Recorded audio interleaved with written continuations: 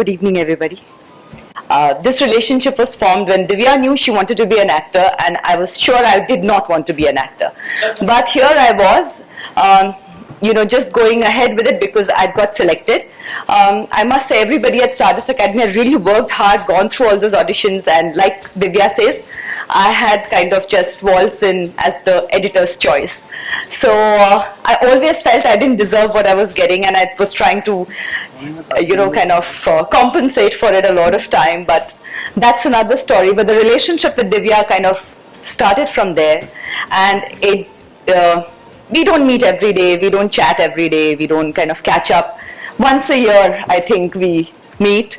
She has selective things that she tells me, and then she'll tell me, I will tell you about this later. Later never comes. There are a lot of secrets that she keeps, but that's okay. There are a lot of things that she doesn't need to say. We just get it because it's her. She's so vivacious, so full of life, that and so emotional. It's so beautiful to meet her. Every time you meet her, it's always special. I read her book, cried, remembered a lot of things. It felt like my youth too, and my youth too, my God. But there's a portion in this book that I think reminds me of Divya's mom the most. I think it kind of shows what she was completely. So it's from the chapter called The Unconventional Star Mom, because I think she was really unconventional as a person. Forget the star mom. This is the bit where Auntie, as usual, has accompanied her to the shoot. So Ma was with me throughout most of my shootings, regardless of whether they were fun or tough shoots. Her chair was always placed on the set, watching over me, but also befriending everyone from the spot boy to the director. Divya ki mummy, she was fondly called. I remember once we were in Rajasthan in the biting cold of the Jaisalmer dunes. No vanity vans could go after a point, and we were shooting at night. The temperature had dropped to -5 degrees. Ma insisted she'd come with the unit, which comprised only of about 15 people, to look after her daughter. She carried a bottle of brandy to rub on my hands in case I felt very cold. She was very confident she'd manage. No chair could be kept for her on the dunes, so my spot boy spread a mattress for her to rest on.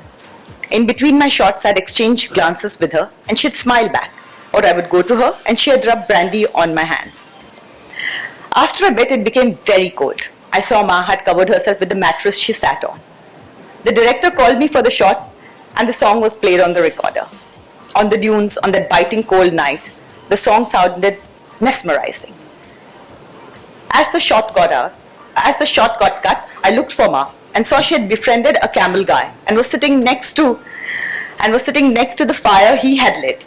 She signaled me to come too, but the director called me again. After I was done with the shot, I looked for her again and I was startled. She was not to be seen. Where could she have disappeared amidst the dunes? I wondered. My heart skipped 1,000 beats. I asked my spot boy, Ma kahan hai? He also looked around frantically, and then he smiled and pointed out. There, far away, tucked in the thick blanket of camel skin, were two faces. One of the camel guy, and the other my mother's. A smile came on my face. She was gesturing again to rub the remaining brandy on my hands. Another kind of warmth filled my heart.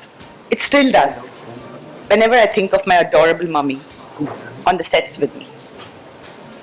Divya, all the best.